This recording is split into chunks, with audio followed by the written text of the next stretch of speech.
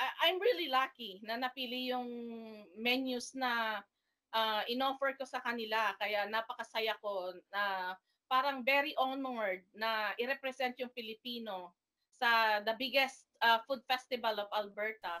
Sa ika-4 na anibersaryo ng Taste of Edmonton ngayon taon, nagpapasalamat ang may-ari ng Joanne's Barbecue House na kasali ulit sa mga food vendors sa Churchill Square. So I have like in my truck, kaya fresh yung niluluto nating food doon kasi meron akong litsunan, kumbaga doon sa mismong truck.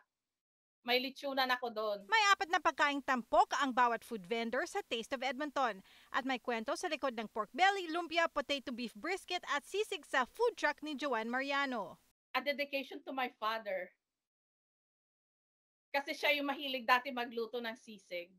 And then sinusubuan, nung maliliit kami, I remember, iuupo kami ng papa ko dun sa mesa, tapos sinusubuan niya kami isa-isa by hand. Yeah, magluluto siya ng sisig and then kaming magkakapatid, iuupo niya kami sa mesa, sinusubuan niya kami by hand. Kaya yun yung naalala ko. So, parang pag tuwing kumakain ako ng sisig na niluluto ko, naalala ko yung yumao kong tatay. 4 na taon nang kasali ang Joanne's Barbecue House sa Taste of Edmonton.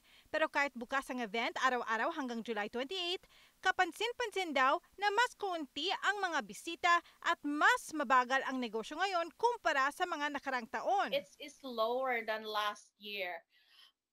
It's no surprise because it's really hot. Who would want to go out when it's like, I think it even reached to like plus 39. So yeah, even us in the food truck, I have to provide like a good quality fan for my staff.